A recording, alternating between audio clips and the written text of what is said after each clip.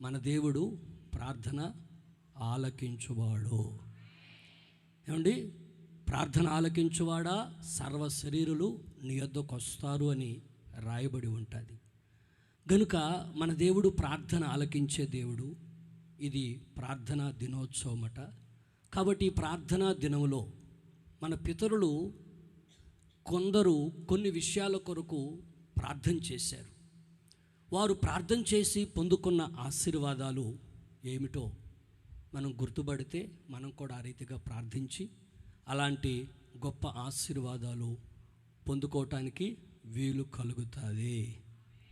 ఈ పునరుద్ధాన ఆరాధనకు కూడి వచ్చిన మిమ్మల్ని అందరినీ ఆ దేవుడు నిండుగా ఆశీర్వదించునుగాక, ఆశీర్వదించునుగాక. చూడండి, ప్రార్థన అనే విషయం అసలు మొట్టమొదటి ఎక్కడ ప్రారంభమైందో ఆదికాండం 4వ అధ్యాయం 26వ వచనం చదవండి. ఆదికాండం 4వ అధ్యాయం 26వ వచనం. మరియు షేతునకు కూడా కుమారుడు పుట్టెను. మరియు షేతునకు కుమారుడు పుట్టెను. అతనికి ఎనోషను పేరు పెట్టెను. అతనికి ఎనోషనే పేరు పెట్టెను. అప్పుడు యెహోవా నామమున ప్రార్థన చేయుట ఆరంభమైనది. ప్రార్థన చేయుట ఆరంభించబడినది. హల్లెలూయా. ఈ విషయాన్ని మనం ఆలోచిస్తే ఆదాముకి 2 కుమారులు, కయీను, హేబేలు. ఈ కయీను హేబేలును చంపేసినట్లుగా రాయబడి ఉంటుంది. అయితే ఆదాము మరలా దేవుని సన్నిధిలో ప్రార్థన చేస్తే ఆ హేబేలుకు, అంటే చనిపోయిన హేబేలుకు బదులుగా దేవుడు ఇంకొక కుమారుని ఇచ్చాడు. ఆ కుమారుడే షేతు. ఈ షేతునకు కుమారుడు పుట్టాడు. అతనికి వారు ఎనోష్ అనే పేరు పెట్టుకున్నారు. హల్లెలూయా, హల్లెలూయా. ఎనోషు అనే పేరు పెట్టారు. అప్పుడు భూమి మీద ప్రార్థన చేయటం అనేది ఆరంభించబడినదే. హల్లెలూయా. ఈ ప్రార్థన అంటే ఏమీ లేదు. మనకి చిన్నపిల్లలు ఉన్నారు, వాళ్ళకి ఏం కావాలని ఎవరిని అడుగుతారు? తండ్రినో తల్లినో అడుగుతారు. చాక్లెట్ కావాలన్నా తల్లిదండ్రులు అడుగుతారు. స్కూల్ బుక్స్ కావాలన్నా తల్లిదండ్రులు అడుగుతారు. ఇంకా మరి ఏది కావాలన్నా, వాళ్ళకి ఏ అవసరం ఉన్నా తల్లిదండ్రులను అడుగుతారు. ఎందుకు అడుగుతారంటే వాళ్ళే వీళ్ళకి ఆధారం గనుక, వాళ్ళు తప్పితే మరెవరు లేరు గనుక, వారికి ఇవ్వాల్సిన బాధ్యత కూడా ఉంది గనుక. అందుకని పిల్లలు ఏదైనా సరే తల్లిదండ్రుల యొద్దకు వచ్చి అడుగుతారు. ఇవ్వకపోతే ఏడుస్తారు కదా. ఇప్పుడు పిల్లలు తల్లిదండ్రులకు పలానా వస్తువు ఇవ్వలేదనుకో ఏడుస్తారు. అంటే ఇచ్చే వరకు మరలా గోజాడి అది పొందుకునే వరకు అడుగుతానే ఉంటారు. గనుక పిల్లలు తల్లిదండ్రుల దగ్గర వాళ్ళకు అవసరమైంది ఏ విధంగా అడిగి తీసుకుంటారో, మనకు కూడా పరలోకమందు మనకు తండ్రి ఉన్నాడు. ఆయన మన మనవులన్నీ ఆలకించే తండ్రి. హల్లెలూయా, హల్లెలూయా. మన మనవులు ఆలకించే తండ్రి. ఆయనకి మనం ప్రార్థన చేయాలి, ఆయనకి మనం విజ్ఞాపన చేయాలి. యేసయ్య కూడా చెప్పాడు. ఈ భూమి మీద యేసయ్య తన శిష్య బృందాన్ని నడిపిస్తున్నప్పుడు ఏమండి, పలుసార్లు ప్రార్థన చేయండి, మెలకువగా ఉండి ప్రార్థన చేయండి, విసుగక ప్రార్థన చేయండి అని ప్రార్థనని అనేక విషయాలు యేసయ్య తన శిష్య బృందానికి కూడా నేర్పించినట్లుగా, ప్రార్థన చేయమని వారిని హెచ్చరించినట్లుగా లేఖనాల్లో రాయబడి ఉంటుంది. ఒక 3-4 మాటలు మనం ధ్యానించుకుంటాం. అబ్రహాము ఒక సందర్భంలో దేవుని సన్నిధిలో గోజాడుచున్నాడు. ఆ విషయాన్ని మనం ధ్యానించుకుంటాం. చూడండి, ఆదికాండం 18వ అధ్యాయం 22-23 వచనాలు చదువుకుంటాం. ఆ మనుష్యులు అక్కడ నుండి తిరిగి సొదొమ వైపుగా వెళ్ళిరి. అబ్రహాము ఇంకా యెహోవా సన్నిధిని నిలుచుండెను. అబ్రహాము ఇంకా యెహోవా సన్నిధిలో నిలిచి ఉండెను. అప్పుడు అబ్రహాము సమీపించి ఇట్లా నేను అబ్రహాము దేవుని సమీపించి, అంటే దేవుని సన్నిధిలో ఉన్నాడు కదా, దేవుని సమీపించి ఇట్లా నేను దుష్టులతో కూడా నీతిమంతులను నాశనము చేయుదువా. ఆ పట్టణములో ఒకవేళ 50 మంది నీతిమంతులు ఉండిన ఎడల దానిలో ఉన్న 50 మంది నీతిమంతుల నిమిత్తము ఆ స్థలమును నాశనము చేయక కాయవా. చాలు. ఇక్కడ మనం గమనిస్తే అబ్రహాము దేవునికి మొరపెడుతున్నాడు. అబ్రహాము దేవునికి మొరపెడుతున్న విషయం ఏంటంటే, ఆ పట్టణములో సొదొమ గొమొర్రా పట్టణం, అది దేవుని దృష్టికి విరోధంగా నడిపించబడుతూ ఉన్న పట్టణం. ఆ పట్టణములో 50 మంది నీతిమంతులుంటే ఆ నీతిమంతుల కొరకు ఆ పట్టణాన్ని నువ్వు కాపాడవా అని దేవుని సన్నిధిలో మనవి చేస్తున్నాడు, విజ్ఞాపన చేస్తున్నాడు. ప్రియ దైవ జనాంగమా, ఈ అబ్రహాము మనసులో ఉన్నటువంటి ఆలోచన ఏంటంటే, ఆ పట్టణములో వారి అన్న కుమారుడైన లోతు ఉన్నారు. లోతు కుటుంబం నివసిస్తుంది. వారి అన్న కుమారుడైన లోతు కుటుంబం నివసిస్తుంటే, ఒకవేళ ఆ సొదొమ గొమొర్రా పట్టణాలతో పాటు ఈ లోతు కుటుంబం కూడా నశించిపోతారు. కాబట్టి ఎలాగైనా సరే దేవుని బ్రతిమాలుకొని ఆ లోతు అంటే మా రక్త సంబంధికులైనటువంటి వారు నశించిపోకుండా కాపాడబడాలి అనేటటువంటి ఒక ఆలోచన అబ్రహాము కలిగిన వాడై ఆయన దేవుని బ్రతిమలాడుకుంటున్నాడు. మొదట అన్నాడు 50 మంది నీతిమంతులుంటే కాపాడవా అన్నారు. మరలా అంటాడు, అయ్యా దుమ్మును ధూళిని నీతో మాట్లాడుతున్నాను, ఒకవేళ 5 మంది తక్కువ అయితే 50 మందిలో ఆ పట్టణాన్ని కాపాడవా అన్నారు. దేవుడు అంటారు, సరే అబ్రహాం కాపాడతాపో అన్నాడు. మరలా అంటాడు, ఒకవేళ 40 మందే ఉంటే కాపాడవా, ఇంకొకసారి అడుగుతున్నాను, సరే పో అంటాడు దేవుడు. మరలా 30 మంది ఉంటే కాపాడవా, 20 మంది ఉంటే కాపాడవా, 10 మంది ఉంటే. అంటే దేవుని సమీపించి అబ్రహాము తన రక్త సంబంధికుడైన లోతు కుటుంబాన్ని గురించి ఒక భారము కలిగి దేవుని సన్నిధిలో మనవి చేయుచూ ఉన్నాడు. హల్లెలూయా. గట్టిగా చెప్పండి, సంతోషంగా చెప్పండి. చూడండి, ఒక మాట నేను మిమ్మల్ని అడుగుతాను. ప్రభు వస్తాడు, మనం పరలోకం వెళ్ళిపోతాం. ఒకవేళ మీ రక్త సంబంధికులు, మీ స్వజనులు, మీ బంధువులు నరకంలో కాలిపోతున్నారు, పరలోకంలో కూడా మనం సంతోషంగా ఉండలేం. ఎందుకంటే మన సొంత వాళ్ళు ఆరని అగ్నిలో కాలిపోతుంటే మనం ఎలా సంతోషించగలం? అందుకని అబ్రహాముకున్నటువంటి భారం, తన స్వజనులు నశించిపోకూడదు. ఏమండి, అబ్రహాముకున్నటువంటి ఒక భారం ఏంటంటే తన స్వజనులు నశించిపోకూడదు. ఈరోజున ఎంతోమంది దేవుని ఎరగకుండా పాపములో, శాపములో, విగ్రహారాధనలో నశించిపోతూ ఉన్నారు. గనుక ఆ నశించిపోతున్న వారి కొరకు మనము దేవుని సన్నిధానములో మొరపెట్టి విజ్ఞాపన చేసేవారిగా అబ్రహాము ఎలా ప్రార్థన చేశాడో, మొరపెట్టాడో దేవునికి. దేవుడు అబ్రహాం మాట విన్నాడు. విని ఏం చేశాడంటే, సొదొమ గొమొర్రా పట్టణాలైతే కాల్చబడ్డాయి, కానీ లోతు కుటుంబం మాత్రము తప్పించబడింది. గట్టిగా కొట్టండి మరి, హల్లెలూయా. అంటే అబ్రహాము యొక్క ప్రార్థన దేవుడు ఆలకించి లోతు కుటుంబాన్ని కాపాడారు. ఆ నాశనము మధ్యలో కూడా లోతు కుటుంబాన్ని తప్పించాడని వాక్యంలో గ్రంథస్థం చేయబడి ఉంటుంది.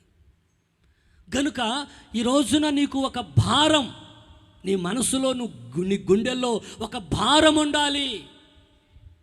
నీ రక్త సంబంధికులు, నీ స్వజనులు. ఏమండి, ఒకవేళ ఇప్పుడు ఇక్కడ మీరున్నారు, మీ కుటుంబంలో మీ భర్త ఎక్కడున్నాడా, మీ పిల్లలు ఎక్కడున్నారా, వారు ఎక్కడున్నారో, ఏం చేస్తున్నారో, సాతాను చేతుల్లో నలిగిపోతున్నారు. గనుక వారిని గూర్చి నీకు ఒక భారము కలిగి ప్రార్థించుదువుగాక. నువ్వు ప్రార్థిస్తే నా దేవుడు ప్రార్థన ఆలకించి నీ రక్త సంబంధికులందరినీ రక్షించునుగాక, రక్షించునుగాక, రక్షించునుగాక. రెండో మాట చూడండి, హోషేయ గ్రంథం 12వ అధ్యాయం 3-4 వచనాలు చదువుకుంటాం. తల్లి గర్భమందు యాకోబు తన సహోదరుని మడిమెను పట్టుకొనెను. మగసిరి కలవాడై అతడు దేవునితో పోరాడెను. మగసిరి గలవాడై అతను దేవునితో పోరాడెను. అతడు దూతతో పోరాడి జయమొందెను. అతడు కన్నీరు విడిచి అతనిని బతిమాలుకున్నాడు. ఇక్కడ మనం ఆలోచిస్తే 3 మాటలు ఉన్నాయి. మగసిరి గలవాడై పోరాడాడని, తర్వాత కన్నీరు విడిచాడని, బ్రతిమలాడుకున్నాడని 3 మాటలు ఇక్కడ రాయబడి ఉన్నాయి. యాకోబు గుడార నివాసి. ఏ రోజు యాకోబు తల్లిదండ్రులను విడిచిపెట్టి వెళ్ళినవాడు కాదు. వాళ్ళ అన్నయ్య ఏశావు మాత్రం దేశదిమ్మరి తిరుగుతూ ఉంటాడు. యాకోబు గుడార నివాసి. అయితే యాకోబు పరిస్థితుల ప్రభావాన్ని బట్టి ఏమండి గూడు విడిచి పద్దన్రాములో కొంతకాలం ఉండటానికి వెళ్ళిపోయాడు. తర్వాత చాలా కాలం అక్కడ ఉన్నాడు. ఆ తరువాత అక్కడి నుంచి తిరిగి బయలుదేరి వచ్చేటప్పుడు మా అన్నయ్య కోపం చల్లారిందో లేదో అని వాళ్ళ అన్నయ్య దగ్గరికి కొంతమంది మనుషుల్ని పంపించాడు. మనుషుల్ని పంపించి మా అన్నయ్యను ఒకసారి పలకరించండి, మీ తమ్ముడు, మీ దాసుడు యాకోబు తిరిగి వస్తున్నాడు అని చెప్పండి. మా అన్నయ్య ఎలా ఉంటాడో ఆ విషయం నాకు వచ్చి చెప్పండి, అప్పుడు నేను ధైర్యంగా వెళతాను అని యాకోబు కొంతమంది మనుషుల్ని పంపిస్తే వాళ్ళు వెళ్ళి ఏశావుతో ఆ విషయాలు చెప్పారు. చెప్పిన తర్వాత ఏశావు దగ్గర నుంచి మరలా వాళ్ళు వచ్చి ఏమన్నారంటే, మీ అన్నయ్య 400 మందిని తీసుకొని వస్తున్నాడు అని చెప్పారు. ఈ 400 మందిని ఎందుకు తీసుకొస్తున్నాడో చెప్పలే. 400 మందిని తీసుకొస్తున్నాడని చెప్పగానే యాకోబుకు ఏమండి గుండెల్లో రైళ్లు పరిగెత్తాయి. భయం ఎక్కువైపోయింది. అమ్మో ఇంకేముంది, ఇన్ని సంవత్సరాలని మా అన్నయ్య కోపం నా మీద చల్లారలేదేమో అనుకొని భయపడిపోయి మందలన్నిటిని విభాగించి 3 భాగాలు చేసి, ఒరేయ్ మీ దాసుడు యాకోబు పంపించాడు అని మా అన్నయ్యతో చెప్పి ఈ మందలన్నీ మా అన్నయ్యకి అప్పచెప్పేయండి రా బాబు అని చెప్పి మందలన్నిటినీ వాళ్ళ అన్నయ్యకి కానుగ్గా పంపించి సమాధాన పడాలని ఆలోచించాడు. ఆ తర్వాత భార్య బిడ్డలు వాళ్ళందరినీ పంపించాడు. యాకోబు ఒక్కడే ఆ రాత్రంతా దేవునితో పోరాడుతూ ఉన్నాడు. ఏమండి, అయ్యా నన్ను ఆశీర్వదించు, నన్ను ఆశీర్వదించు, నన్ను ఆశీర్వదించు అని యాకోబు పోరాడుతున్నాడండి. ఈ హోషేయ గ్రంథములో ప్రవక్త హోషేయ ఆ విషయాన్ని ఇక్కడ ఎత్తి రాస్తూ, అతడు మగసిరి గలవాడై పోరాడి అతడు దూతతో పోరాడి జయమొందెను. హల్లెలూయా. అతను దూతతో పోరాడి జయమొందాడు. ఇక్కడ పోరాడి అంటే మనం కూడా పోరాడుతూ ఉన్నాం. ఆకాశ మండలం ముందున్న దురాత్మ సమూహాలతో మనం పోరాడి ఏమంటే దుష్టుని క్రియలను జయిస్తూ ఈ ఆత్మీయ యాత్రలో మనం ముందుకు సాగాలి. దుష్టుని యొక్క ఒరిలో చిక్కుకోకుండా దుష్టునితో మనం పోరాడే జనాంగముగా ఉండాలని వాక్యం మనకు బోధిస్తుంది. అయితే ఇక్కడ కన్నీరు విడిచి అనే మాట కూడా మనం చదివాం కదా. కన్నీటి గురించి మన ప్రార్థనలో కన్నీరు ఉంటే ఆశీర్వాదం ఏంటి? యాకోబు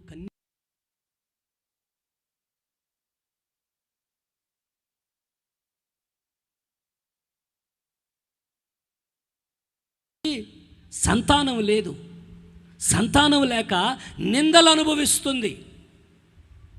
హన్న నిందల మధ్యలో ఉంది. వివాహం జరిగి సంతానం లేకపోతే ఎన్ని రకాలుగా మాట్లాడతారండి.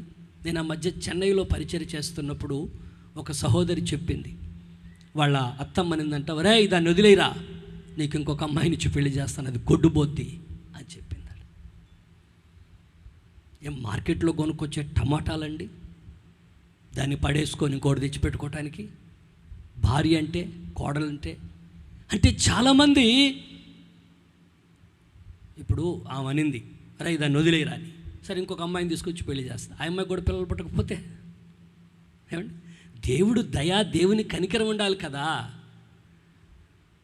ఈ హన్న ఎన్నో నిందలు అనుభవించింది. వివాహమై సంతానం లేకపోతే ఆ నిందలు భయంకరమైన పరిస్థితుల్లో కొనసాగుతారు. హన్న ఆ నిందలు ఎన్ని సంవత్సరాలు అనుభవించిందో మనకు తెలియదండి. కానీ ఒకరోజు సిలోహులో ఉన్న ప్రార్థనా మందిరానికి వెళ్ళి కన్నీళ్లతో దేవునికి మొరపెడుతూ ఉంది. హల్లెలూయా. 1 అధ్యాయం 10వ వచనం చదవండి. సమూయేలు 1 గ్రంథం 1 అధ్యాయం 10వ వచనం. బహు దుఃఖాక్రాంతురాలై వచ్చి యెహోవా సన్నిధిని ప్రార్థన చేయుచు బహుగా ఏడ్చుచు. చాలు, ఇక్కడ 2 మాటలు రాయబడి ఉన్నాయి. బహు దుఃఖాక్రాంతురాలైందట. అంటే ఆమె దుఃఖాన్ని మనం కొలవటానికి ఏమీ లేవు, ఆమె దుఃఖాన్ని వర్ణించడానికి ఏమీ లేవు.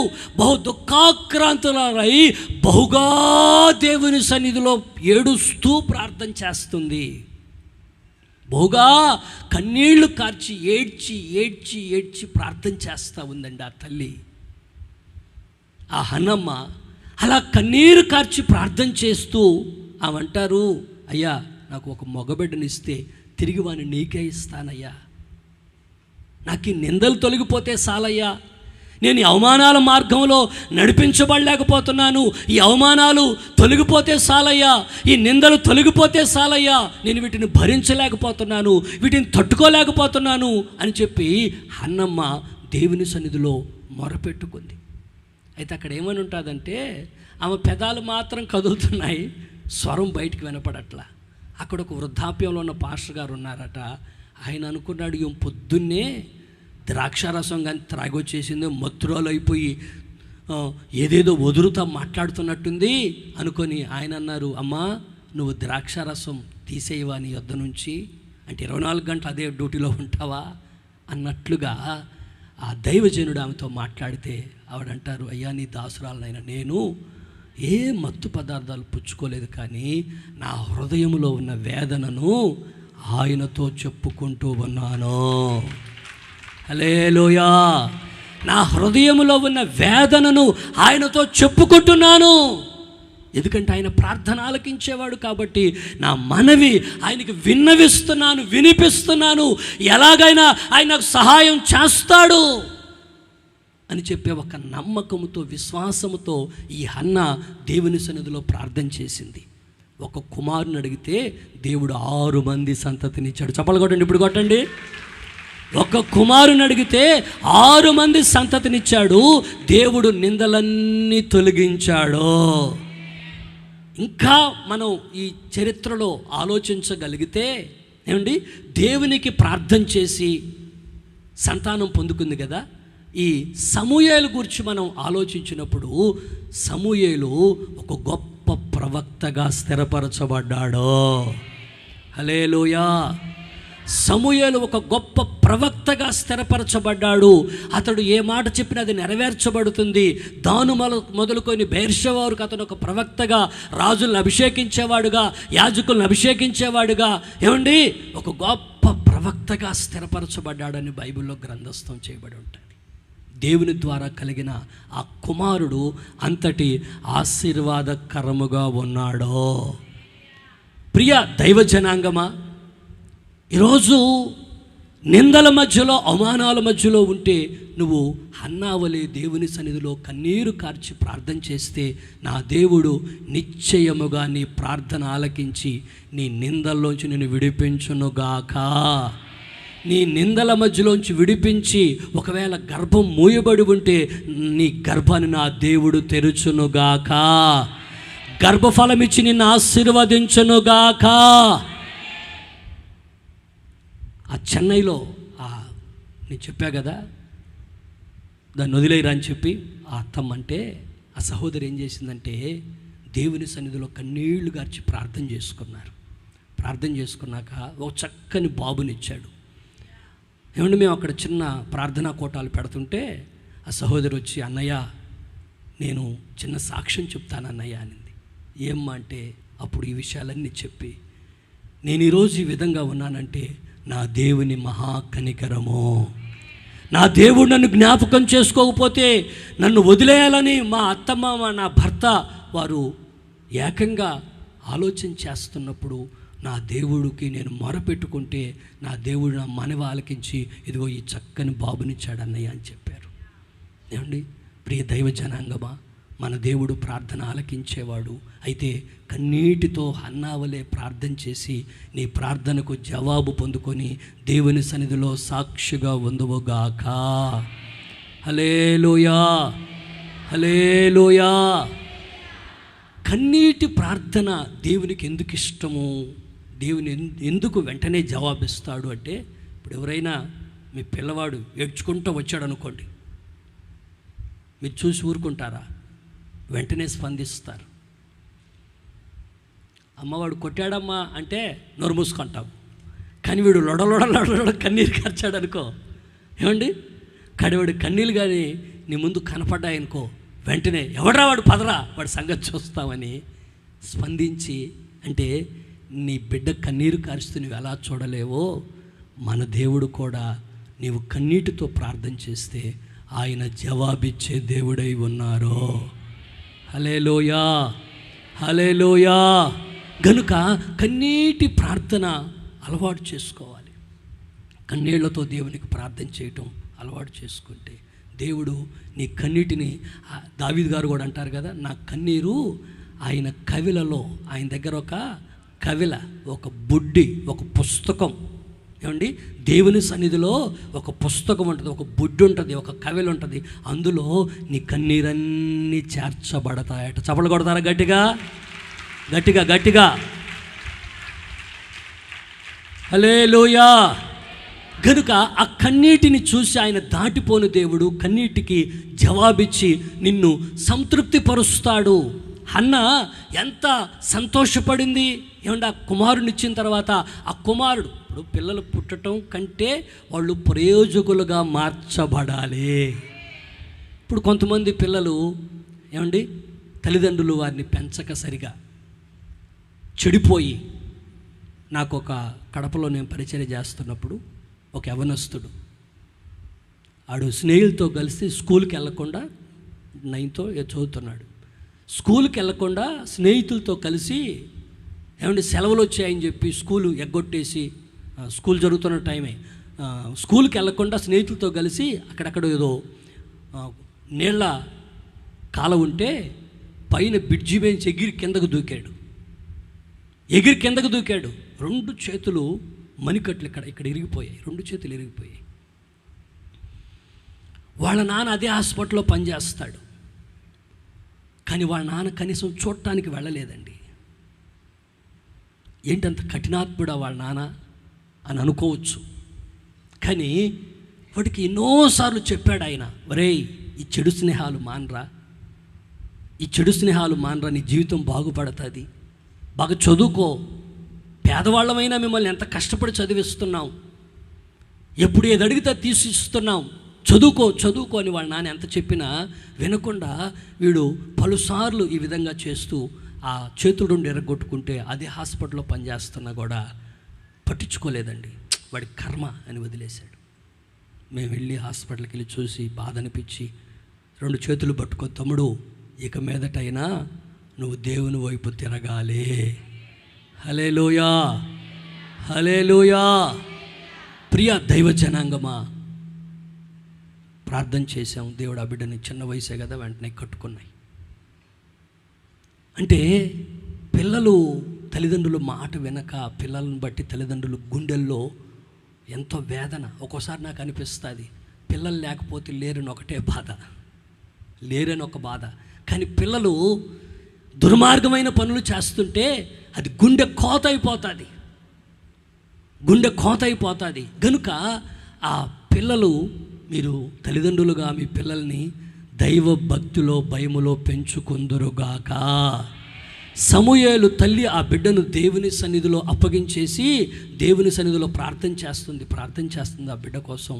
గనుక సమూయేలు పెద్దవాడయి అనేకులకు దీవెనకరంగా మార్చబడ్డాడు.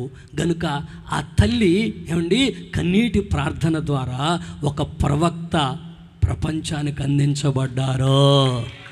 హల్లెలూయా, హల్లెలూయా. చెప్పండి గట్టిగా, హల్లెలూయా. ఇక్కడ ఈ కన్నీటి ప్రార్థన గురించి ఇంకొక మాట కూడా నేను గుర్తు చేస్తాను. చూడండి, రాజుల 2వ గ్రంథం 20వ అధ్యాయం 3వ వచనం. యెహోవా యథార్థ హృదయుడనై సత్యముతో నీ సన్నిధిని నేనెట్లు నడుచుకుంటినో, నీ దృష్టికి అనుకూలముగా సమస్తమును నేనెట్లు జరిగించితినో కృపతో జ్ఞాపకం చేసుకునమని హిజ్కియా కన్నీళ్లు విడుచుచు యెహోవాను ప్రార్థించెను. చాలు. ఇక్కడ మనం గమనిస్తే హిజ్కియా అనే ఒక రాజు చరిత్ర ఇది. ఈ రాజుగారికి మరణకరమైన రోగం వచ్చిందట. ప్రవక్త వచ్చి, హలో, ఇక నువ్వు బ్రతకవు అన్నాడు. ఏమండి, నువ్వు పోతావు అని చెప్పేశాడు. హాస్పిటల్కి వెళ్ళినప్పుడు డాక్టర్ నువ్వు పోతావు అని వెంటనే చెబితే గుండె ఆగిపోదా?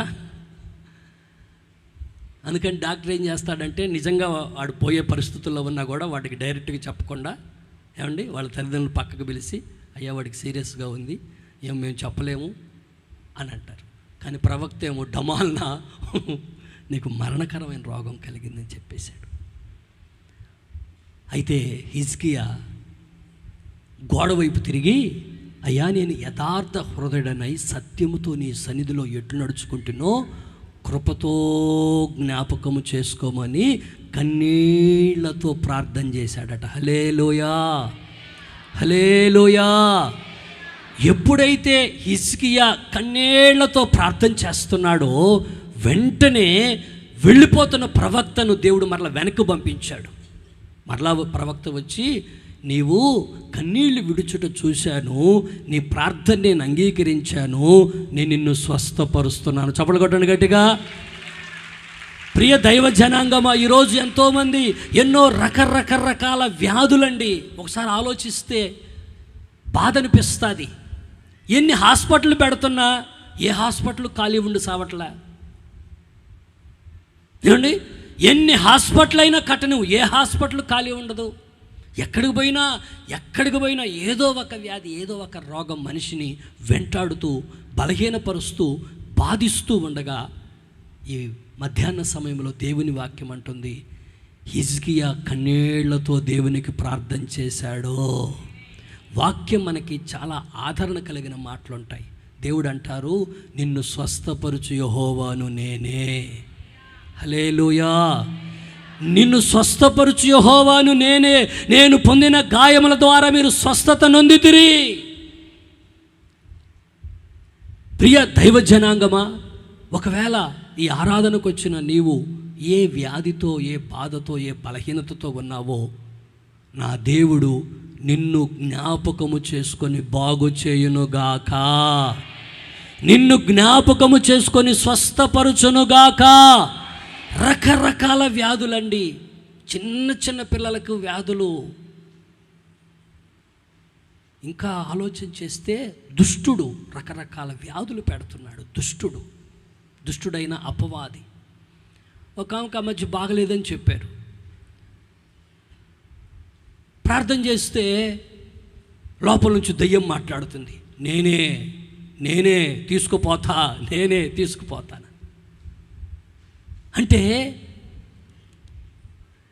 దురాత్మ, దయ్యం మనిషిలో రోగాలను పెడుతుంది. ఈ దురాత్మ మనిషిలో రోగాలను పెట్టి, ఏమండి, ఆ రోగాల చేత వాళ్ళని బాధిస్తూ ఉంది. అయితే వాక్యంలో స్పష్టంగా రాసి ఉంటుంది, అపవాది క్రియలను లయపరచుటకే దేవుని కుమారుడు ప్రత్యక్షమయ్యాడు. అపవాది క్రియను లయపరచుటకే దేవుని కుమారుడు ప్రత్యక్షమయ్యాడు. అందుకని అది దురాత్మ ద్వారా కలిగిన వ్యాధి అయినా, అది మామూలుగా శారీరకంగా కలిగిన వ్యాధి అయినా, అది ఏదైనా సరే, యేసయ్య స్వస్థపరచుటకు శక్తి కలిగిన దేవుడు. ఆయన వద్దకు వచ్చిన వారిని ఆయన త్రోసివేయలేదు, ఆయన వద్దకు వచ్చిన వారిని ఆయన బాగు చేశాడని లేఖనాల్లో రాసి ఉంటుంది.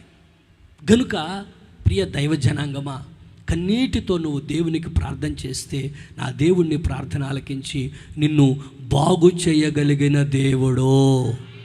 నిన్ను బాగు చేస్తాడు, స్వస్థపరుస్తాడు. ఏ వ్యాధితో నువ్వు ఒకవేళ ఉన్నావో ప్రభువా నన్ను జ్ఞాపకం చేసుకోయ్యా అని ప్రభు సన్నిధిలో హిజ్కియా వలె ప్రార్థిస్తే నా దేవుడు నిన్ను స్వస్థపరిచి మంచి ఆరోగ్యాన్ని నీకు దయచేయునుగాక. ఆరోగ్య ప్రదాత అయిన దేవుడు ఆయన రెక్కల నీడలో ఉన్న స్వస్థతను, ఆయన గాయలో ఉన్న స్వస్థతను నీకు ప్రసాదించునుగాక. మూడో మాట చూడండి, యెహోషువ గ్రంథం 7వ అధ్యాయం 6వ వచనం. యెహోషువ తన బట్టలు చింపుకొని తానును ఇశ్రాయేలీల పెద్దలను సాయంకాలం వరకు యెహోవా మందసం ఎదుట నేల మీద ముఖములు మోపుకొని తలల మీద ధూళి పోసుకొనుచు అయ్యో ప్రభువా యెహోవా మమ్మును నశింప చేయనట్లు అమోరీల చేతికి మమ్మను అప్పగించుటకు ఈ జనులను యోర్దాను నీవెందుకు దాటించితివి? మేము యోర్దాను అవతల నివసించుట మేలు, ప్రభువా కనికరించుము. చాలు. ఇక్కడ మనం గమనిస్తే ఇక్కడున్న సందర్భం ఏంటంటే, మోషే తర్వాత యెహోషువ ఇశ్రాయేలు ప్రజలు నడిపిస్తూ ఉన్నాడు, యోర్దానును దాటించాడు. ఆ తరువాత ఈ ఎరికో కోటగోడలు కూడా కూల్చబడ్డాయి. ఎరికో కోటగోడలు కూల్చబడిన తర్వాత ఎరికో పట్టణాన్ని స్వాధీనపరుచుకున్నారు. యెహోషువకు దేవుడు తోడై ఉండి ఘనమైన విజయాన్ని ఇచ్చి నడిపిస్తూ ఉన్నాడు. ఆ తరువాత ఓ చిన్న పట్టణం, చిన్న పురం, దాని పేరు హాయి. ఆ హాయి అనే పట్టణం మీదకి, ఆ చిన్న పురం మీదకి యుద్ధానికి వెళ్ళటానికి ఎంతమంది వెళ్ళాలో కొంచెం మీరు చూసి రండి అని చెప్పి వేగుల వారిని పంపిస్తే వాళ్ళు వచ్చి చెప్పారు, అది ఎంతదయ్యా చిన్నది, ఒక 2000 మంది వెళ్ళినా సరిపోతుంది, లేదా 3000 మంది వెళ్తే ఎక్కువ స్వాధీనపరుచుకుంటారు, జయిస్తారు అని వచ్చి సమాచారం చెప్పారు. ఆ సమాచారం చెప్పిన తర్వాత యెహోషువ సరే 3000 మందే పోండి, ఉన్నారు కదా, ఇబ్బంది ఏం లేదు కదా, వెళ్ళండి అని చెప్పి 3000 మందిని పంపించారు. అయితే హాయి మీదకి యుద్ధానికి వెళ్ళిన తర్వాత 36 మంది ఇశ్రాయేలీ సైన్యము చనిపోయారు యుద్ధంలో. అప్పుడు హాయి వారు ఇశ్రాయేలు వారిని తరిమి కొట్టారు. ఆ తరిమి కొట్టబడినటువంటి పరిస్థితి ఎరిగినటువంటి యెహోషువ తన ముఖాన్ని నేల మీద మోపుకొని తల మీద ధూళిపోసుకొని పెద్దలు యెహోషువ అందరూ కలిసి దేవుని సన్నిధిలో మొరపెడుతూ ఉన్నారు. ఏమనంటే, అయ్యా మమ్మల్ని ఆ ఐగుప్తులోంచి ఎందుకైనా విడిపించింది, ఒకవేళ ఆయా జనులు మమ్మల్ని గురించి ఏమనుకుంటారు, మమ్మల్ని గురించి కాదు మిమ్మల్ని గురించి ఏమనుకుంటారు, దేవుడు చేతగాక తీసుకొచ్చి ఇక్కడ మధ్యలో వీరిని వదిలేశారని అనుకుంటారు. కాబట్టి ఎలాగైనా సరే ఈ అపజయం కారణం ఏంటో మాకు తెలియపరిచి మాకు మరలా మీరు తోడై ఉండి విజయం కలగచేయాలి అని చెప్పి దేవుని సన్నిధిలో యెహోషువ కొంతమంది పెద్దలు కలిసి ప్రార్థన చేస్తుంటే దేవుడు అన్నారు, మీ మధ్యలో శపితమైంది ఒకటి ఉంది, దాన్ని తొలగించుకుంటే నేను మీకు తోడై ఉంటాను. హల్లెలూయా. అపజయాల మధ్యలో యెహోషువ ప్రార్థన చేస్తున్నాడు. అపజయము కలిగినప్పుడు ఆ అపజయానికి కారణం ఏంటో, విజయ పదములో నడిపించబడాలంటే ఏం చేయాలో అని యెహోషువ దేవునికి ప్రార్థన చేస్తే దేవుడు అన్నాడు, మీ మధ్యలో శపితమైంది ఒకటి ఉంది గనుక నేను మీ ప్రార్థన ఆలకించడం లేదు, నేను మీకు తోడై ఉండలేదు అని చెప్పాడు దేవుడు. అప్పుడు దాన్ని విచారణ చేస్తే ఆకాను అనే ఒక వ్యక్తి పట్టబడ్డాడు. ఆ ఆకానును తన కుటుంబాన్ని ఆకోరు లోయలో రాళ్లతో కొట్టి చంపేశారు. ఆ తరువాత అగ్ని పెట్టి తగలబెట్టేశారు. తర్వాత హాయి మీదకి యుద్ధానికి వెళ్ళినప్పుడు హాయిని సునాయాసంగా పట్టుకున్నారు. వాళ్ళకి దేవుడు ఒక ఆలోచన ఇచ్చాడు. ఏంటంటే, యెహోషువ చెప్తున్నాను, నేను కొంతమంది సైన్యాన్ని తీసుకొని హాయి పట్టణానికి వెళతా, వెళ్ళినప్పుడు వాళ్ళు మమ్మల్ని తరువుతే మేము వాళ్ళ ఎదుట నిలవలేక పారిపోతాం, మేము పారిపోయి ఊరంతా దాటి వెళ్ళిపోయినాక మీరు వెనక నుంచి వచ్చి పట్టణాన్ని స్వాధీనపరచుకోండి. దేవుడు ఒక్కొక్క సందర్భంలో ఒక్కొక్క ఆలోచన చెప్తాడు. ఆ విధంగా యెహోషువ కొంత సైన్యాన్ని తీసుకొని ముందు వెళుతుంటే హాయి పట్టణస్తులందరూ ఈ యెహోషువాని సైన్యాన్ని తరుముతూ ఉంటే వారు పారిపోయారు. నిలవలేక మా చేతగాలదన్నట్టుగా పారిపోతున్నారు. వీళ్ళు గవిని కూడా వేయకుండా వాళ్ళ వెంట పడి వెళ్ళిపోయారు. ఆ తర్వాత మిగిలిన సైన్యం వచ్చి ఆ పట్టణాన్ని స్వాధీనపరుచుకున్నారు. దాన్ని తగలబెట్టినట్టుగా వాక్యంలో ఉంటుంది. యెరికో మీద ఒక అఖండమైన హాయి మీద ఒక అఖండమైన విజయాన్ని కలుగచేయటానికి యెహోషువ దేవుని సన్నిధిలో ప్రార్థించినప్పుడు ప్రార్థన ఆలకించిన దేవుడు ఆ హాయి పట్టణాన్ని వారికి అప్పగించాడు. హల్లెలూయా, హల్లెలూయా. ఆ హాయి పట్టణాన్ని వారు స్వాధీనపరుచుకున్నారు. ప్రియ దైవ జనాంగమా, ఆ హాయి పట్టణాన్ని స్వాధీనపరుచుకొని ఆ తరువాత ఇంకా అనేక విజయాలు యెహోషువ జీవితంలో కూడా కలిగినట్లుగా ఉంటుంది.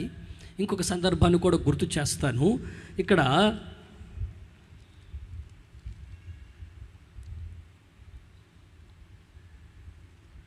అమోరీయులు అనేటటువంటి ప్రజలు, అమోరీయులు ఉన్నారు. ఈ అమోరీయులు అనేటటువంటి ప్రజలు ఒక 5 మంది రాజులు అందరూ కలిసి ఈ గిబియోనీయుల మీదకి వచ్చారు. ఇది యెహోషువ కాలంలో జరిగిన చరిత్ర.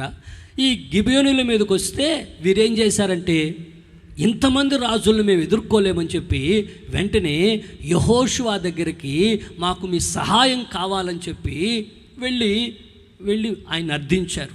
అప్పుడు యెహోషువ తన సైన్యములో యోధులను సైనికులందరినీ సమకూర్చుకొని గిబియోనీయుల మీదకి, అమోనీయుల మీదకి యుద్ధానికి వచ్చాడు. యుద్ధానికి వచ్చినప్పుడు యుద్ధం బలంగా జరిగింది. ఆ యుద్ధం జరుగుతున్నప్పుడు దేవుడు ఏం చేశాడంటే, యుద్ధములో తన ప్రజలకు ఆయన తోడై ఉండి వడగండ్ల వర్షాన్ని కూడా పంపించాడట. గట్టిగా చప్పలు కొట్టండి. శత్రువుల మీద విజయం కలగటానికి వడగండ్ల వర్షాన్ని పంపించినట్లు వాక్యంలో ఉంటుంది. ఆ వడగండ్ల వర్షము శత్రువుల్ని నిర్మూలపరిచింది. ఇశ్రాయేలు ప్రజలు, యెహోషువతో ఉన్న సైన్యము వారు కొంతమంది నిర్మూలపరిచారు. ఆ రీతిగా శత్రువులందరి మీద విజయం కలిగింది. అయితే ఆ విజయం కలగటానికి యెహోషువ ఒక ప్రార్థన చేస్తున్నాడు. చూడండి 10వ అధ్యాయం, యెహోషువ గ్రంథం 10వ అధ్యాయం 12వ వచనం. యెహోవా ఇశ్రాయేలీయుల ఎదుట అమోరీయులను అప్పగించిన దినమున ఇశ్రాయేలీయులు వినుచుండగా యెహోషువ యెహోవాకు ప్రార్థన చేశాడు. సూర్యుడా నీవు గిబియోనులో నిలువుము. చంద్రుడా నీవు అయ్యాలోను లోయలో నిలువుము. జనులు తమ శత్రువుల మీద పగ తీర్చుకునే వరకు సూర్యుడు నిలిచెను. చంద్రుడు ఆగెను. హల్లెలూయా. అంటే ఒక సాధారణమైన మనుషుడే కదా యెహోషువ కూడా. ఈ ఒక మనుషుని యొక్క ప్రార్థన ఆలకించి, సూర్యుడు నువ్వు అక్కడే ఆగిపో గిబియోనులో అంటే అక్కడ ఆగిపోయాడు. అంటే అస్తమించడానికి త్వరపడలేదు. అస్తమిస్తే యుద్ధం చేయటం కష్టం, శత్రువు నిర్మూలన చేయలేరు కనుక దేవుడు ఏం చేశాడంటే ఈ యెహోషువ ప్రార్థన ఆలకించి, నీవు గిబియోనులో అక్కడే నిలిచి ఉండయ్యా అంటే నిలిచి ఉన్నాడు. అంటే గిబియోనులో సూర్యుడు నిలిచిపోయాడు, అయ్యాను లోయలో చంద్రుడు నిలిచిపోయాడు. యుద్ధములో ఇశ్రాయేలీయులకు అఖండ విజయము కలిగింది. హల్లెలూయా. ఇంకా కిందకు వచ్చి మనం చదివితే వాక్యంలో ఉంటుంది, అలాగా ఒక మనుష్యుని మొరవిని, సూర్యుని చంద్రుని ఆపినటువంటి దినము అంతకు ముందు లేదు, ఆ తరువాత కూడా లేదు.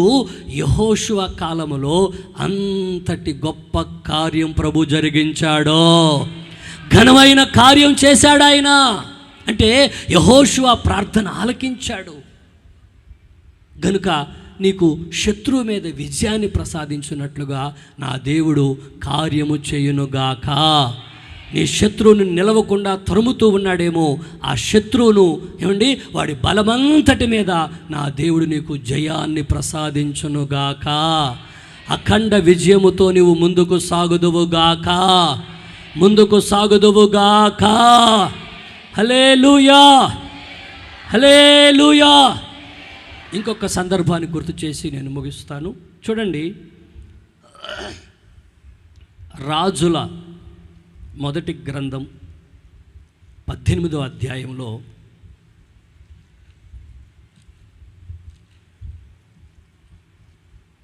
ఇక్కడ ఒక సందర్భాన్ని నేను మీకు గుర్తు చేస్తాను. అదేంటంటే ఆ రోజున అనేకులు బయలు ప్రవక్తలను ఆరాధన చేస్తున్నారు. ప్రజలేమో రెండు తలంపుల మధ్యలో ఉన్నారు. కాసేపు యెహోవా దేవుడు అంటారు, కాసేపు మరలా బయలుదేవత అంటారు. ఇలాగా రెండు తలంపుల మధ్యలో ప్రజలు ఉన్నప్పుడు ఏమండి, ఏలియా రోషం పూని ఎలాగైనా సరే దేవుని శక్తిని కనబరచాలే. హల్లెలూయా, హల్లెలూయా. ఎలాగైనా ప్రజలు దేవుని శక్తిని ఎరిగి ఈ రెండు తలపుల మధ్యలోంచి విడుదల పొంది నిజదేవుణ్ణి ఆరాధించాలి, నిజదేవుని వైపు త్రెప్పబడాలి అనే ఒక ఆకాంక్ష కలిగినటువంటి ఈ ఏలియా చెప్తున్నాడు, ఎంతకాలం మీరు రెండు తలపుల మధ్యలో ఉన్నారు? యెహోవా దేవుడైతే ఆయన ఆరాధన చేయండి, ఒకవేళ బయలే దేవుడైతే బయలునే మీరు ఆరాధన చేయండి, రెండు తలంపుల మధ్యలో ఉండబాకండి అని చెప్పి ఆయన అక్కడ ఒక కట్టడ పెట్టాడు. అదేంటంటే రెండు ఎడ్లను తీసుకొచ్చి ఒకదాన్నేమో బయలు ప్రవక్తలు దాన్ని ముక్కలు ముక్కలుగా చేసి బలిపీఠం మీద అగ్ని వేయకుండా అది దహించబడాలి అని ఒక కట్టడ, ఒక నియమం అక్కడ వాళ్ళకి చెప్పి, మీరు ఎక్కువ మంది ఉన్నారు కదా, 450 మంది, కాబట్టి మొదట మీరు చేయండి అన్నారు. వాళ్ళు ఉదయం నుంచి మధ్యాహ్నం దాకా సాయంత్రం దాకా ఎంత మొరపెట్టినా అగ్ని దిగి రాలేదు. ఆ బలిపీఠం మీద ఉన్న ఆ పశువు దహించబడలేదు. అప్పుడు ఏలియా సాయంకాలం అర్పణ వేళ ఏమండి ఇశ్రాయేలు గోత్రాల లెక్క చొప్పున 12 రాళ్లను తీసుకుని వచ్చి ఆ 12 రాళ్ల చేత చక్కగా బలిపీఠము కట్టాడు. హల్లెలూయా. చక్కగా బలిపీఠము కట్టి ఆ తరువాత దాని చుట్టూ ఒక కందకం తవ్వించి ఏమండి ఆ బలిపీఠం మీద కట్టెలు బేర్చాడు. తర్వాత పశువుని వదిలి దాని మీద పెట్టాడు. 4 తొట్లు నీళ్లు పట్టేటట్లుగా 3 సార్లు ఆ బలిపీఠం అంతా తడిపేసేయమన్నాడు. అంటే మొత్తం నీళ్ళు తీసుకొచ్చి కుమ్మరించి పోయమన్నాడు. ఆ చుట్టూ ఉన్న కందకం కూడా నిండిపోయింది. అప్పుడు సాయంకాల అర్పణ వేళ ఏలియా ప్రార్థన చేస్తున్నాడు. చదవండి, రాజుల మొదటి గ్రంథం 18వ అధ్యాయం 36వ వచనం. అస్తమయ నైవేద్యము అర్పించు సమయమున, అస్తమయ నైవేద్యము అర్పించు సమయమున ప్రవక్తకు ఏలియా దగ్గరకు వచ్చి, ప్రవక్త అయిన ఏలియా దగ్గరకు వచ్చి ఇలాగు ప్రార్థన చేసెను. యెహోవా, అబ్రహాం, ఇస్సాకు, ఇశ్రాయేలీల దేవా, ఇశ్రాయేలీల మధ్య నీవు దేవుడవై ఉన్నావని, ఇశ్రాయేలుల మధ్య నీవు దేవుడవై ఉన్నావనియు, నేను నీ సేవకుడనై ఉన్నానని, నేను నీ సేవకుడనై ఉన్నాననియు, ఈ కార్యములన్నీ నీ సెలవు చేత చేసి తిననియు ఈ దినమున కనబరుచుము. యెహోవా, నా ప్రార్థన ఆలకించుము. యెహోవావైన నీవే దేవుడవై ఉన్నావనియు, నీవు వారి హృదయములను నీ తట్టుకు తిరగజేయుదువనియు ఈ జనులకు తెలియనట్లుగా నా ప్రార్థన అంగీకరించుము. హల్లెలూయా. అతడు ఇలాగున ప్రార్థన చేయుచుండగా యెహోవా అగ్ని దిగి దహన బలి పశువును, కట్టెలను, రాళ్లను, బుగ్గిని దహించి సమస్తాన్ని దహించి వేసింది. హల్లెలూయా, హల్లెలూయా. ఏమండి, ఏలియా రోషము కలిగి ప్రార్థన చేశాడండి. నీవు అబ్రహాము, ఇస్సాకు, ఇశ్రాయేలు దేవుడవు, నీవు మా పితరుల దేవుడవు, నిశ్చయముగా ఈ నీ సెలవు చొప్పునే నీ కార్యం చేస్తున్నాను, కాబట్టి నా ప్రార్థన అంగీకరించయ్యా అని దేవుని సన్నిధిలో ప్రార్థన చేస్తే అగ్ని ఆకాశం నుంచి దిగివచ్చి ఆ దహన బలి పశువును దహించి వేసింది. కట్టెలు, బొగ్గి, నీళ్లు అన్నీ దహించి వేసబడేటట్లుగా ఒక బలమైన అగ్ని దిగి వచ్చిందండి. హల్లెలూయా. ఏలియా రోషం కలిగి ప్రార్థన చేస్తే 3.5 సంవత్సరాలు భూమి మీద వర్షమే పడలేదు. ఆసక్తిగా ప్రార్థన చేశాడు. ఏమంటే 3.5 సంవత్సరాలు భూమి మీద వర్షం లేదు. మరలా ప్రార్థన చేస్తే వర్షం కురిచింది. భూమి తన ఫలమిచ్చిందని రాయబడి ఉంటుంది. గనుక మన పితరులు అనేక రీతులుగా ప్రార్థించారు. వారి ప్రార్థనలకు వారి జవాబు పొందుకొని వారు దేవుని స్తుతించారు. ఈ మధ్యాహ్న సమయంలో దేవుడు అదుగో అలాంటి ప్రార్థన యోధులుగా మలుచునుగాక. ప్రార్థన ఆలకించి, ప్రార్థన అంగీకరించి, ప్రార్థనలన్నింటికీ ఆయన జవాబు ఇవ్వగలిగిన దేవుడై ఉన్నారో. హల్లెలూయా, చెప్పండి గట్టిగా, హల్లెలూయా. మొదటిగా నశించిపోతున్న రక్త సంబంధికుల కొరకు ప్రార్థించాలని అబ్రహాం గురించి మనం ధ్యానించాం. రెండవదిగా నిందలు అవమానాల మధ్యలో ఉన్నటువంటి పరిస్థితుల్లో నుంచి, లేక వ్యాధి బాధల్లో ఉన్నప్పుడు దేవుడు కన్నీటితో ప్రార్థన చేసినటువంటి యాకోబు ప్రార్థన ఆలకించాడు, హన్నా ప్రార్థన ఆలకించి నిందల్లోంచి విడిపించాడు, హిజ్కియా ప్రార్థన ఆలకించి రోగాల్లోంచి బాగు చేశాడని ధ్యానించాం. ఆ తరువాత శత్రువులు ఎదుట నిలవలేక పారిపోతున్నప్పుడు ఏ అపవిత్రత ఉందో దాన్ని తొలగించుకొని ప్రార్థన చేస్తే దేవుడు విజయాన్ని ఇస్తాడని ధ్యానించాం. చివరిగా ఏలియా నిజమైన దేవుడు, యెహోవాయే నిజమైన దేవుడిని నిరూపించడానికి రోషం కలిగి ప్రార్థించి దేవుని శక్తిని అక్కడ బయలుపరిచినట్లుగా ఏలియా గురించి ధ్యానించాం. ఈ మాటలన్నింటినీ ప్రభు మన వినికిడిలో ఫలభరితముగా మార్చునుగాక. ఆమేన్. అందరూ ఒక 5 నిమిషాలు లేచి నిలబడుకొని ప్రార్థన చేసుకుందాం. దయచేసి అందరూ లేచి నిలబడుకోనండి, ప్రార్థన చేసుకుందాం. Praise the Lord. త్వరగా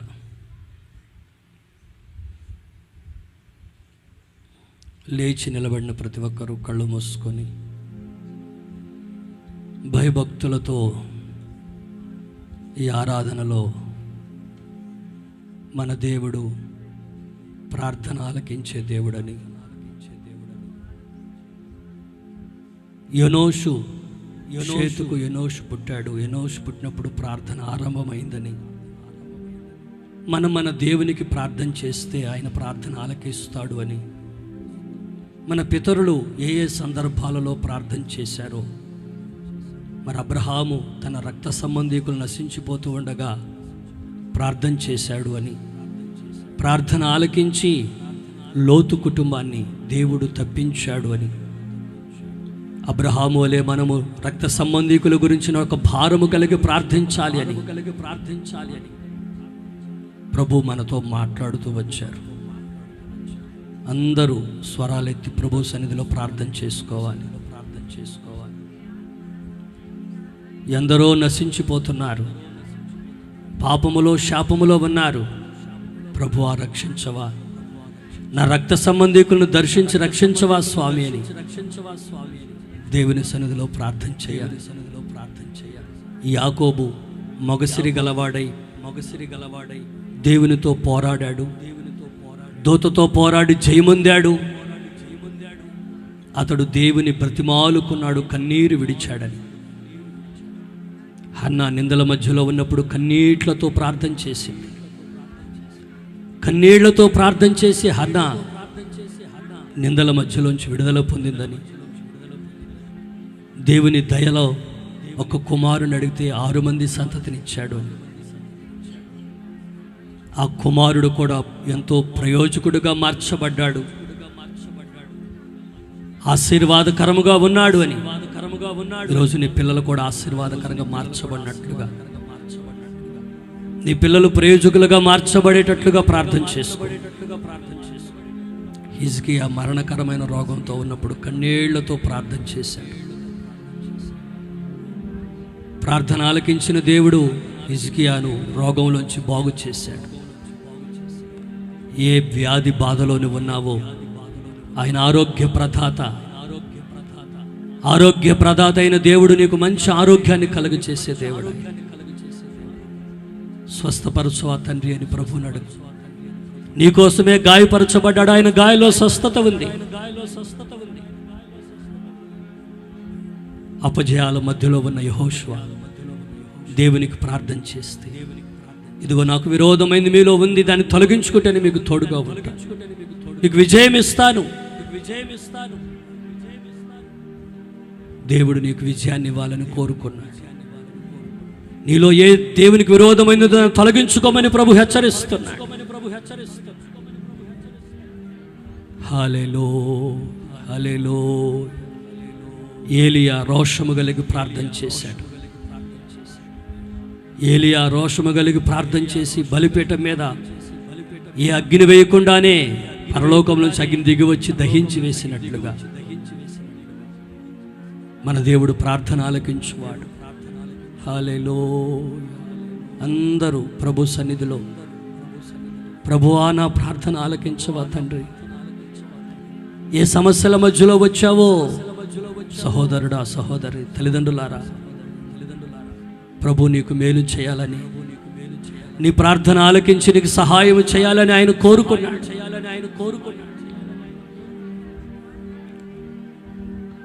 సర్వాంగ సుందరా సద్గుణ శేఖరా యేసయ్యా నిన్ను సియోనులో చూచెదా,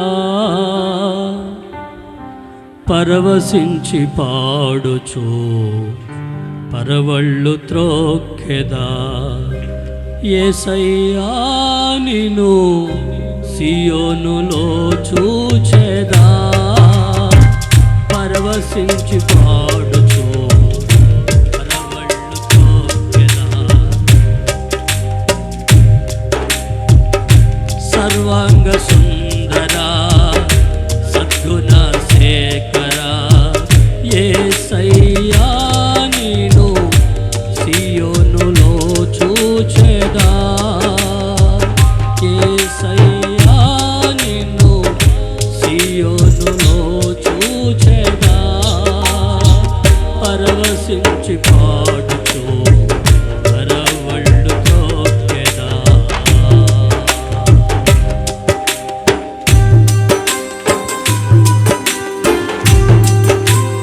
అందరూ సంతోషంగా ప్రభుని స్తుతించాలి.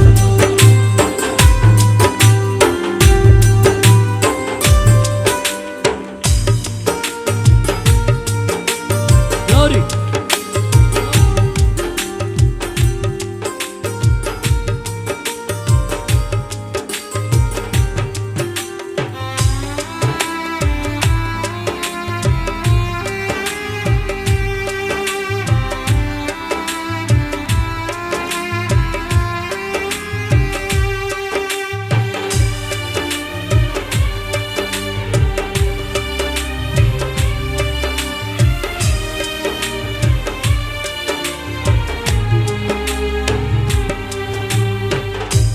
నా ప్రార్థన ఆలకించువాడా, నా కన్నీరు తుడచువాడా,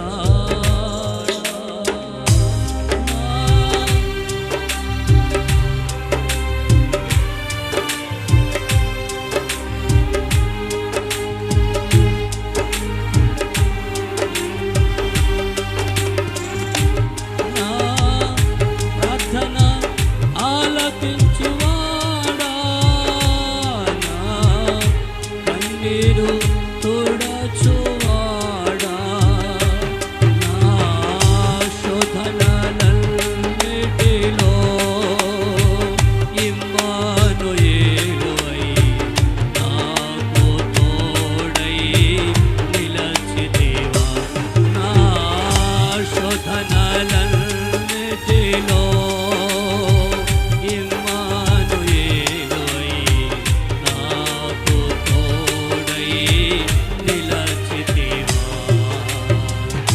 సర్వాంగ సుందరా సద్గుణ శేఖరా యేసయ్యా నిన్ను సియోనులో చూచెదా, పరవశించి పాడుతూ పరవళ్ళు త్రోక్కెదా.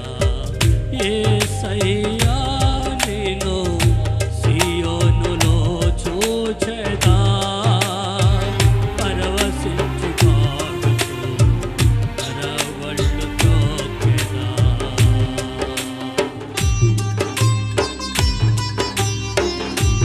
ఆయన ప్రార్థన ఆలకించే దేవుడుగా ఇదిగో ఈ మధ్యాహ్న సమయం మధ్యలో ప్రత్యక్షమై ఉన్నారు.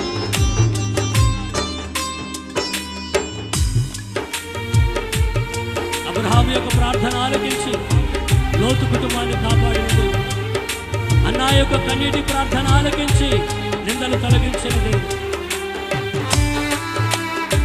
హిజ్కియా యొక్క ప్రార్థన ఆలకించి హిజ్కియాను మరణకరమైన రోగమును చూడిపించిన దేవుడు. ఆయన సర్వశక్తిమంతుడు.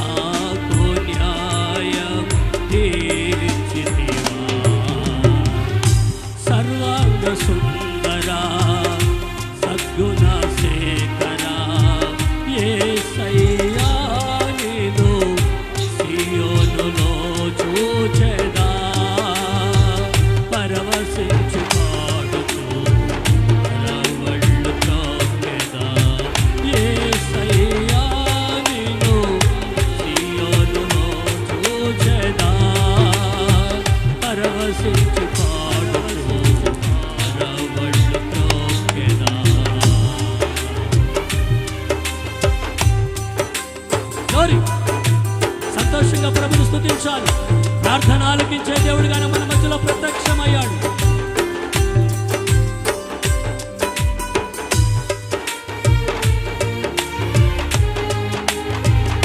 దేవునికి విరోధమైన నీలో ఏమైనా ఉంటుందని తొలగించుకోవాలని ప్రభుని హెచ్చరిస్తూ ఉన్నాడు. దాన్ని తొలగించుకొని నీకు విజయం ప్రసాదించబోతున్నాడు ఆయన.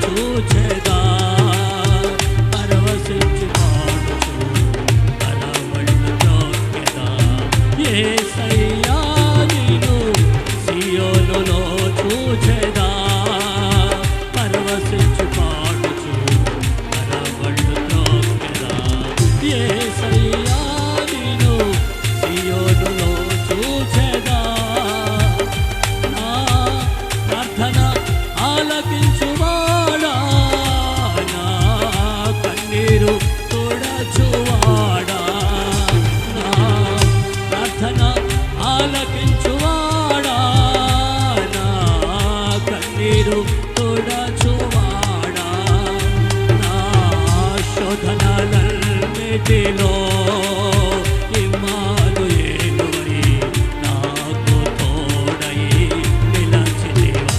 నా శోధనలన్నిటిలో ఇమ్మానుయేలువై నాకు తోడై నిలచితివా.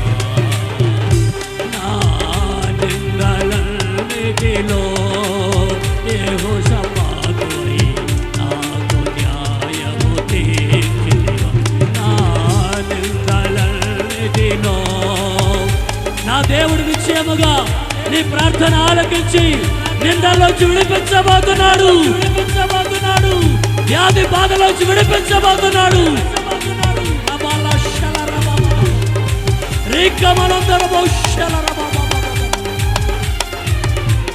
యేసయ్యా, యేసయ్యా, నీ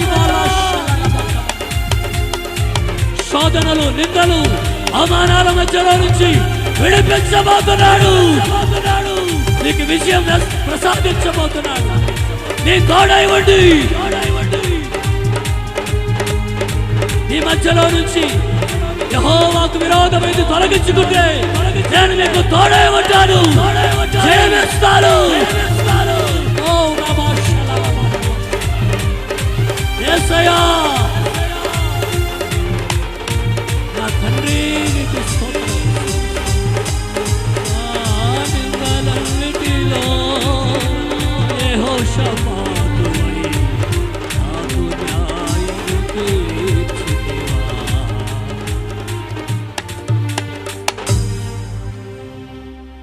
ప్రియ సహోదరుడా, సహోదరు, ఈ పునరుద్ధాన దినములో ప్రభు ఈ ప్రార్థనా దినాన్ని పురస్కరించుకొని మనతో ఆయన మాట్లాడుతూ వచ్చిన మాటలన్నింటి కొరకు రెండు చేతులెత్తి గట్టిగా స్తోత్రాలు చెప్దాం. స్తోత్ర స్తోత్ర స్తోత్ర స్తోత్ర స్తోత్ర స్తోత్ర. ప్రార్థన చేసుకుందాం.